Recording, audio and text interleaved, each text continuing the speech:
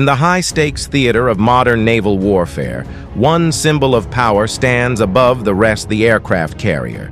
For decades, it has been the pinnacle of naval supremacy, projecting air power across the world's oceans.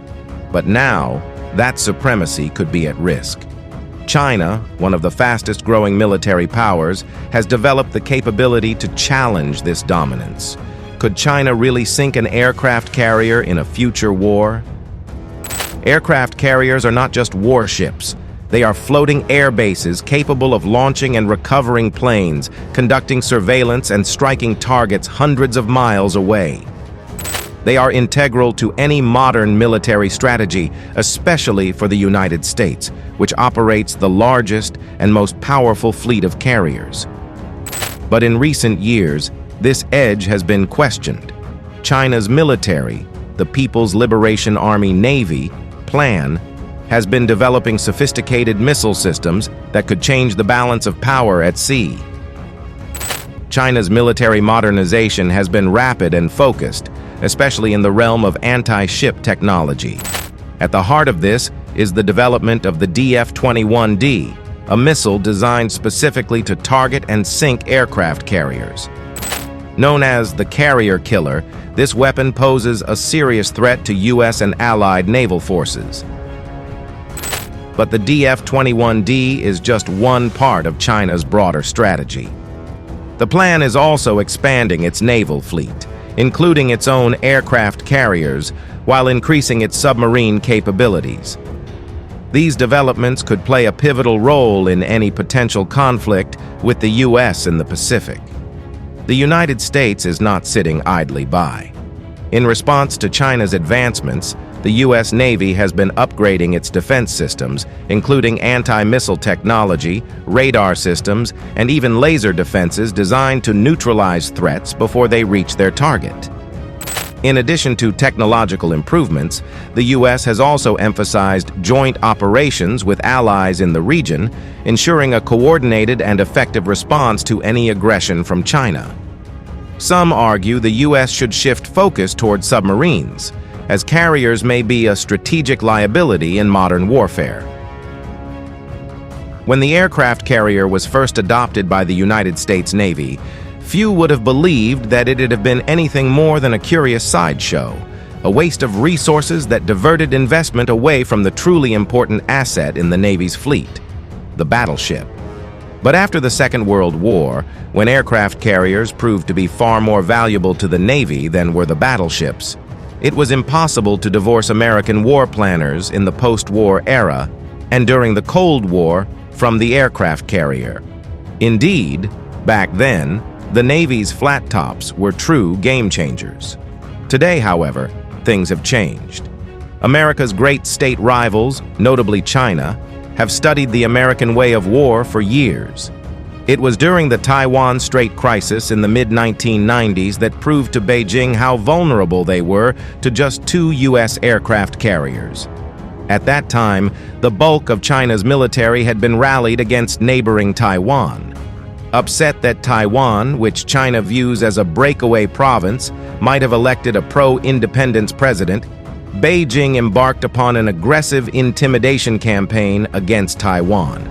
Almost daily fusillades of missiles were launched from China and shot over Taiwan.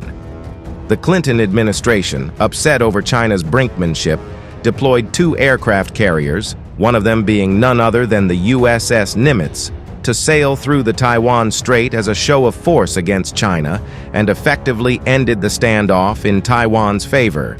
But China's war planners vowed to never be cowed in such a humiliating way. Thus, China crafted their anti-access area denial A2/AD strategy, which is predicated on preventing the United States military from projecting power near to Chinese areas of interest, such as the Taiwan Strait or the South China Sea. Despite China's confidence that their anti-ship missiles and hypersonic weapons can keep U.S. aircraft carriers away from their forces, or that they could sink U.S. carriers. If need be, the U.S. Navy continues its support for the expensive aircraft carrier program.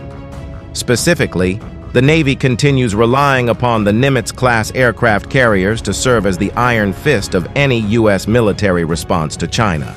The Nimitz-class is still the U.S. Navy's benchmark. Until 2017, when the USS Gerald R. Ford of the eponymously named Ford-class aircraft carriers was commissioned as a ship of the line in the United States Navy, the Nimitz-class aircraft was the largest type of ship ever built. It is more than just a floating airbase. The Nimitz-class, like its even larger and more sophisticated successor, the Ford-class, is not just an offensive weapons platform. The carrier is the ultimate symbol of prestige. For the last 70 years, U.S. aircraft carriers have traversed the high seas, displacing the ocean surface and reminding foreign nations everywhere of the power and reach of the United States military.